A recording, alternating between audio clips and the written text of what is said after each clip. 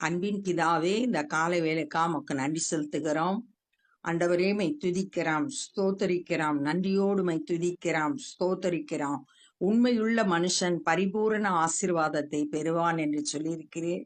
ஆண்டவரே, நாங்களும் கூட உண்மையுள்ளவர்களாய் ஆண்டவரே வாழ எங்களுக்கு கிருபை செய்யுங்க. எங்களுடைய பேச்சு, எங்களுடைய நடத்தை, எங்களுடைய சிந்தனை எல்லாவற்றிலும் உமக்கு உண்மையா இருக்க கிருபை செய்யுங்கப்பா. ஆண்டவரே, மை துதிக்கிறோம், ஸ்தோத்தரிக்கிறோம். ஆண்டவரே, இந்த நாளின் வேத தியானத்தை எங்களுக்கு ஆசீர்வதித்து தாங்க. நேசிக்கிற இயேசு கிறிஸ்துவின் இனிய நாமத்தில் கேட்கிறோம் பிதாவே, ஆமென். யோசுவா 9வது அதிகாரம். யோர்தானுக்கு இப்புறத்திலே மலைகளிலும் பள்ளத்தாக்கிலும் லீபனோனுக்கு எதிரான பெரிய சமுத்திரத்தின் கரையோரம் எங்கும் உள்ள ஏத்தியரும் எமோரியரும் கானானியரும் பெர்சியரும் ஏவியரும் எபியூசியருமான அவருடைய சகல ராஜாக்களும் அதை கேள்விப்பட்ட போது, இந்த 7 ஜாதி மக்களை தான் இவங்க ஜெயிக்கணும். இஸ்ரவேல் மக்கள் இவங்களை ஜெயிச்சு அந்த தேசத்தை சுதந்திரிக்கணும். அந்த 7 ஜாதியினரும் இஸ்ரவேல் மக்களை குறிச்சு கேள்விப்படுறாங்க.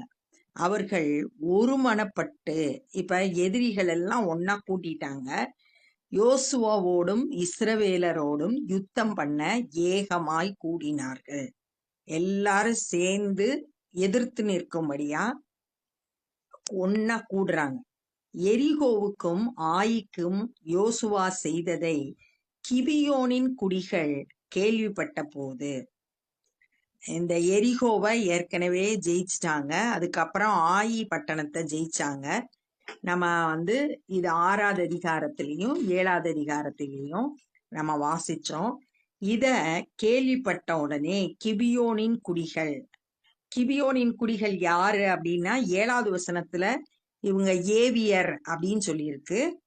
இந்த கூட்டத்தையும் ஆண்டவர் சங்கரிக்கணும் தான் ஏற்கனவே சொல்லி இருந்தாங்க. வசனம் அந்த 7 ஜாதியில இவங்களும் ஒருத்தர்.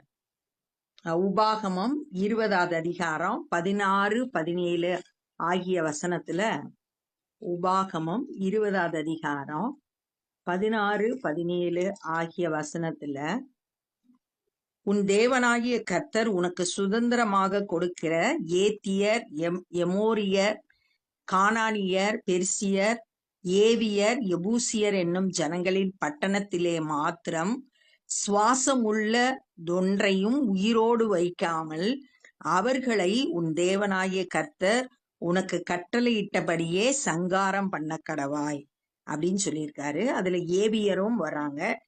ஏவியர்ல ஒரு கூட்டம் தான் இந்த கிபியோனின் குடிகள். அவங்க கேள்விப்பட்ட போது ஒரு தந்திரமான யோசனை பண்ணி தங்களை ஸ்தானாதிபதிகளை போல காண்பித்து பழைய 2 பைகளையும் பீரலும் பொத்தலுமான பழைய திராட்சரச துருத்திகளையும் தங்கள் கழுதைகள் மேல் வைத்து பழுது பார்க்கப்பட்ட பழைய பாதரட்சைகளை தங்கள் கால்களில் போட்டு பழைய வஸ்திரங்களை உடுத்தி கொண்டார்கள்.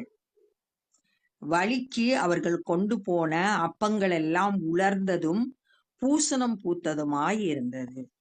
இப்ப அவங்க ஒரு தந்திரமான யோசனை பண்றாங்க. தூர இடத்துல இருந்து வர்ற மாதிரி காட்டுறதுக்காக கழுத மேல 2 பை, அது ரொம்ப பழசா இருக்கு. அவங்க கொண்டு வந்த துருத்தி பழசும் பீரலும் பொத்தலுமான பழைய துருத்தி இருந்துச்சு. அவங்க போட்டிருந்த ட்ரெஸ் பழசு, கால்ல போட்டிருந்த செருப்பு பழைய செருப்பா இருந்துச்சு. இத பாக்குறதுக்கே அவங்க நீண்ட பிரயாணம் பண்ணி வந்தது போல காட்டினாங்க. சாப்பிட்றதுக்கு கொண்டு வந்த அப்பம் பூசணம் பூத்து போய் இருந்துச்சு, காஞ்சி போயிருந்துச்சு.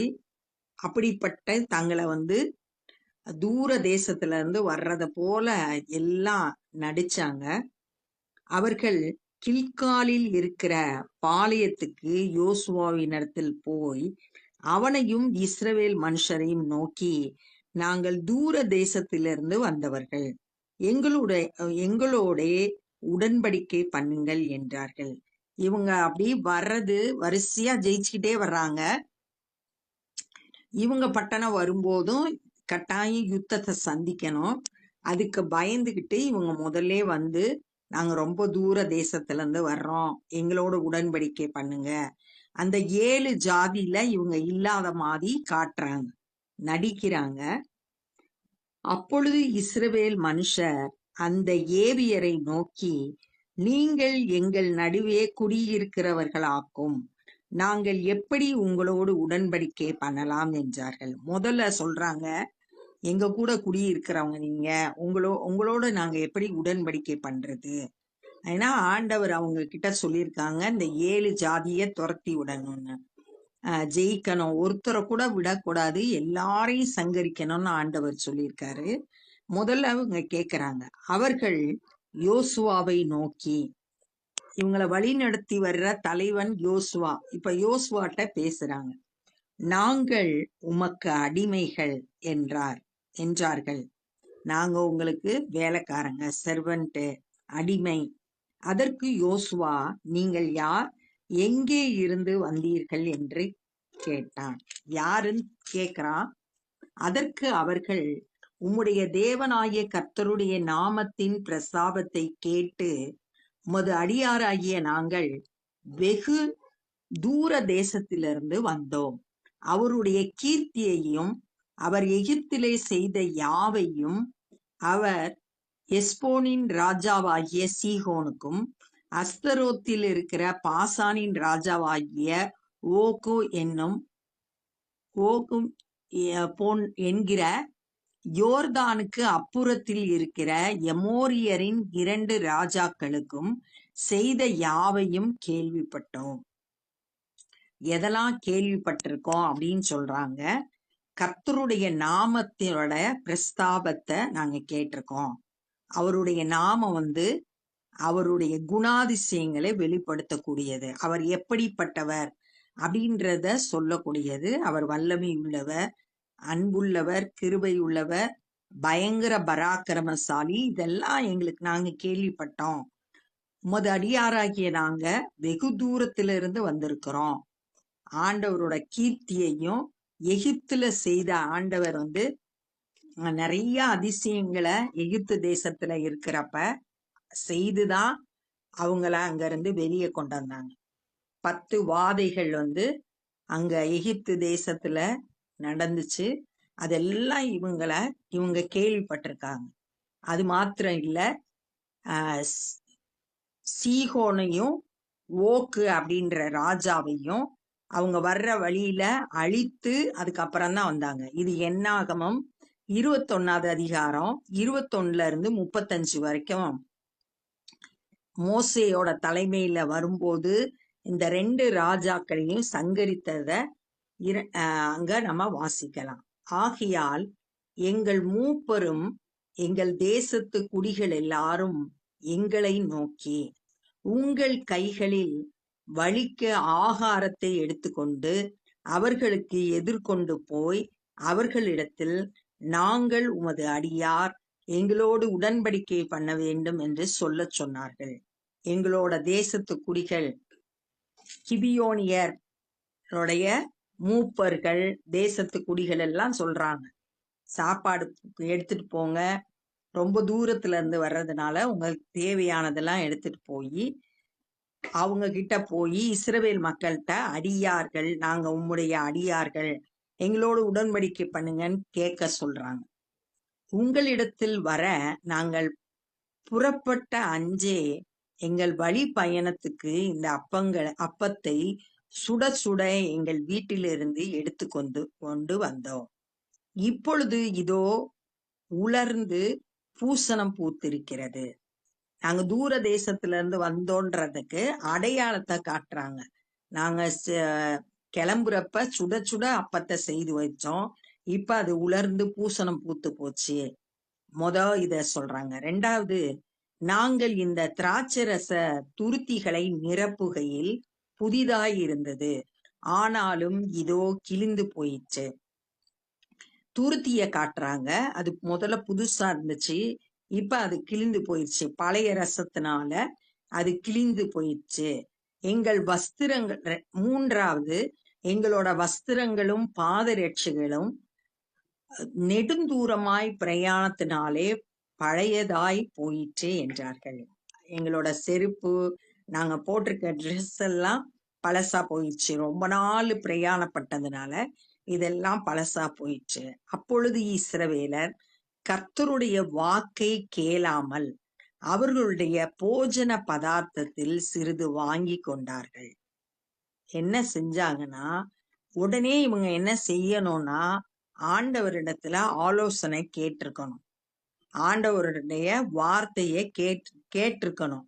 இவங்க கர்த்தருடைய வார்த்தைக்கு கேட்காம, இங்கிலீஷ் பைபிள்ல டிடின்ட் ஆஸ்க் கவுன்சில் அப்படின்னு போட்டிருக்கு.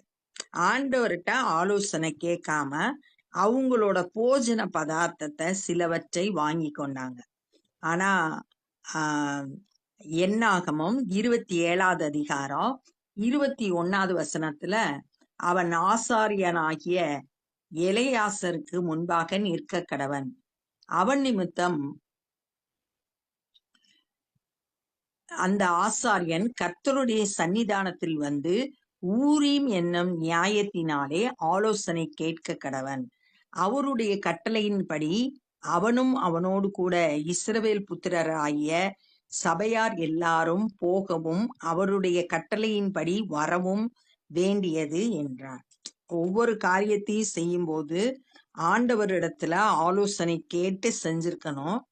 இப்ப இவங்க உடன்படிக்கை பண்றதுக்கு முன்னாடி அவங்க ஆண்டவர்கிட்ட ஆலோசனை கேட்டிருக்கணும். அதை செய்யாம உடன்படிக்கைக்கு அடையாளமா அவங்ககிட்ட இருந்து முதல்ல வந்து போஜன பதார்த்தங்களை, அது நம்ம பார்த்தோம், உலர்ந்து போய் பூசணம் பூத்து போய் இருந்துச்சு. அதை வாங்கி கொண்டார்கள். யோசுவா அவர்களோடு சமாதானம் பண்ணி அவர்களை உயிரோடு காப்பாற்றும் உடன்படிக்கையை அவர்களோடு பண்ணினான். ஆண்டவர் சொன்ன வார்த்தை வந்து, அவங்கள சுவாசம் உள்ள ஒருத்தர் கூட இருக்கக்கூடாது, எல்லாரையும் சங்கரிக்கணும்னு சொல்லியிருந்தாரு ஏவியரை. ஆனா இப்ப அவங்க சமாதானம் பண்ணி உயிரோடு காக்கும் உடன்படிக்கையை அவர்களோடு பண்ணினார்கள். அப்ப ஆண்டவரோட வார்த்தைக்கு செவி கொடுக்காம எதிரா செயல்படுறாங்க. அதற்காக சபையின் பிரபுக்கள் அவர்களுக்கு ஆணையிட்டு கொடுத்தார்கள். சபையில தலைவர்களா இருக்கிறவங்க ஆணையிட்டு கொடுத்து உடன்படிக்கை பண்ணிட்டாங்க. இனி அந்த ஆணையை மீறி இவங்க செயல்பட முடியாது. அவங்களோட சமாதானம் பண்ணி உடன்படிக்கை பண்ணி அவங்களோட ஆணையிட்டு கொடுத்துட்டாங்க. அவர்களோடு உடன்படிக்கை பண்ணி 3 நாள் சென்ற பின்பு அவர்கள் தங்கள் அயலார் என்றும் தங்கள் நடுவே குடியிருக்கிறவர்கள் என்றும் கேள்விப்பட்டார்கள். 3 நாளைக்கு அப்புறம்தான் இவங்களுக்கு வந்து தெரிய வருது, இவங்க வந்து தங்களோடு கூட இருக்கிறவங்க, தாங்க ஜெயிக்க வேண்டியவங்க. 3 நாளைக்கு அப்புறம்தான் விவரம் தெரியுது, தங்களை ஏமாற்றப்பட்டுட்டோம், ஏமாத்தி உடன்படிக்கை பண்ணிட்டாங்க அப்படின்றத 3 நாளைக்கு அப்புறம்தான் அவங்க தெரிய வருது. அப்ப இந்த நாள்ல நம்ம என்ன கற்றுக்கொண்டோம் அப்படின்னா, இஸ்ரவேல் மக்களை குறித்து அவங்க கடந்து வரும்போது அவங்களுக்கு அவங்க சுதந்திரிக்க வேண்டிய 7 ஜாதி மக்களும் அதை கேள்விப்பட்டு ஒரு மனதோடு இஸ்ரவேலரோடும் யோசுவாவோடும் யுத்தம் பண்ண ஒருமனப்பட்டு ஏகமா கூடுனாங்க. இவங்க வர்றதை கேள்விப்பட்ட கிபியோன் குடிகள் மட்டும் வேஷம் போட்டு பழைய ட்ரெஸ்ஸு, பழைய செருப்பு, திராட்சை துருத்தி வந்து பழசு, பழைய ரெட்டு பை இதெல்லாம் வைத்து கொண்டு அவங்க வந்து அவங்க முன்னாடி வந்து தங்களோட அப்பமெல்லாம் உலர்ந்து போயிடுச்சு, பூசண பூத்து இருந்துச்சு, நாங்க தூர தேசத்துல இருந்து வர்றோம், எங்களோடு உடன்படிக்கை பண்ணுங்க அப்படின்னு சொல்லிட்டு யோசுவாவின் இடத்துல கேட்டாங்க. முதல்ல இவங்க வந்து இஸ்ரவேல் மனுஷர் சொல்றாங்க, நீங்க எங்க நடுவில் குடியிருக்கிறவங்க, உங்களோடு எப்படி நாங்க உடன்படிக்கை பண்றது அப்படின்னு சொல்லிட்டு கேட்ட உடனே, அப்புறம் யோசுவா கேட்கிறாரு, நீ எங்க இருந்து வந்தீங்க அப்படின்னு கேட்ட உடனே கர்த்தருடைய நாமத்தோட பிரஸ்தாபத்தை நாங்க கேள்விப்பட்டோம். அவருடைய புகழை நாங்க கேள்விப்பட்டோம். அதனால தூர தேசத்துல இருந்து வர்றோம். நீங்க வர்ற வழியில சீகோனையும் ஓக்கையும் ஜெயிச்சதெல்லாம் நாங்க கேள்விப்பட்டோம். அதனால நாங்க உங்களை பார்த்து உங்களோட உடன்படிக்கை பண்றதுக்காக வந்திருக்கோம். நாங்க வரும்போது கிளம்பும் போது அப்பத்தை சுட சுட வச்சோம். இப்ப அது பூசணம் பூத்துருச்சு. திராட்சை ரசம் ஊத்தும் போது அது புதுசா இருந்துச்சு. இப்ப திராட்சை துருத்தி கிழிஞ்சு போயிடுச்சு. எங்க ட்ரெஸ்ஸு பாதரட்சை எல்லாம் ரொம்ப பழசா போயிடுச்சு அப்படின்னு சொல்லிட்டு தூர தேசத்துல இருந்து வந்தது போல காட்டுனாங்க, நடிச்சாங்க. ஆனா இவங்க இஸ்ரவேல் மக்கள் உடனே கர்த்தரிடத்துல ஆலோசனை கேட்டிருக்கணும். அவங்க கேட்காம அவங்க கூட உடன்படிக்கை பண்ணாங்க. உயிரோடு காப்பாற்றுவேன் அப்படின்னு சொல்லிட்டு உடன்படிக்கை பண்ணி ஆணையிட்டு கொடுத்தாங்க. 3 நாளைக்கு அப்புறம்தான் தெரிஞ்சிச்சு அவங்க அடுத்து அவங்க சந்திக்க போற பட்டணத்தை சார்ந்தவங்க, அவங்க சங்கரிக்கப்பட வேண்டியவங்க அப்படின்றத அப்பதான் அறிந்து கொண்டாங்க. 3 நாளைக்கு பிறகு அப்படின்றத இந்த நாள்ல கேட்டோம். நம்மளும் கூட நம்மளோட வாழ்க்கையில சின்ன காரியமா இருந்தாலும் பெரிய காரியமானாலும் ஆண்டவரிடத்துல ஆலோசனை கேட்டு செய்யும் போது அது நான் ரொம்ப கரெக்டா இருக்கும். நம்ம சுய புத்தியில சார்ந்து கொள்ளக்கூடாது. ஆண்டவரிடத்துல ஆலோசனை கேட்டு அவர் நம்மளை வழி நடத்தும் போது எந்த இடத்துலயும் தவறு நடக்காது. கர்த்தர் நம்மளை நேர்த்தியா வழி நடத்துவாரு. ஆலோசனையில் ஆச்சரியமானவர், செயல்களில் மகத்துவமானவர். அவருடைய வல்லமையான கரத்துல நம்மளை ஒப்பு கொடுக்கணும். இப்ப நம்ம ஜெபம் பண்ணலாம். அன்பின் பிதாவே, இந்த நாள்ல நாங்க கற்றுக்கொண்ட வேத பகுதிக்காய் நன்றி செலுத்துகிறோம். ஆண்டவரே, இஸ்ரவேல் மக்கள் உம்முடைய வாக்கை கேளாமல், உம்மிடத்தில் ஆலோசனை செய்யாமல், கேட்காமல் செயல்பட்டதுனால ஆண்டவரே ஏமாற்றப்பட்டதை இந்த நாள்ல நாங்க தியானிச்சோம். நாங்களும் கூட எல்லா காரியத்திலையும் உம்முடைய ஆலோசனை கேட்டு ஆண்டவரே நீங்க வழி நடத்தும்படியா எங்களை ஒப்பு கொடுக்க, ஆண்டவரே எல்லா சூழ்நிலைகள்லயும் உண்மையே சார்ந்து செயல்பட எங்களுக்கு கிருபை செய்யுங்க. ஆண்டவரே, அநேக நேரங்கள்ல நாங்க இந்த காரியத்துல தவறி இருக்கிறோம். எங்க சுய புத்தியில சார்ந்து தோல்வியை சந்திச்சிருக்கோம். அதெல்லாம் தயவாய் மன்னிங்க. சரி செய்ய வேண்டிய காரியங்களை சரி செய்து உண்மையே சார்ந்து வாழ கிருபை செய்யுங்க. நீரே எங்களுக்கு ஜெயம் கொடுக்கிற தேவன் என்பதை ருசித்து பார்க்க கிருபை செய்யுங்க. ஆண்டவரே, இந்த நாள் முழுவதும் நீர் எங்களோடு கூட இருங்க. சுவிசேஷ பணி செய்கிற ஒவ்வொருவரையும் பயன்படுத்துங்க. சத்தியத்தை அறிவிக்க கிருபை தாங்க. அநேகர் ரட்சிக்கப்பட உதவி செய்யுங்க. நாங்களும் எங்களால் இயன்ற ஊழியங்களை செய்து உம்முடைய நாமத்தை மகிமைப்படுத்த உதவி செய்யுங்க. நேசிக்கிற இயேசு கிறிஸ்துவின் இனிய நாமத்தில் கேட்கிறோம் பிதாவே, ஆமென். என் ஆத்துமாவே கர்த்தரை ஸ்தோத்திரி, என் முழுவதுமே பரிசுத்த நாமத்தை ஸ்தோத்திரி. என் ஆத்துமாவே கர்த்தரை ஸ்தோத்திரி, கர்த்தர் செய்த சகல உபகாரங்களை மறவாதே. ஆமென். God bless you.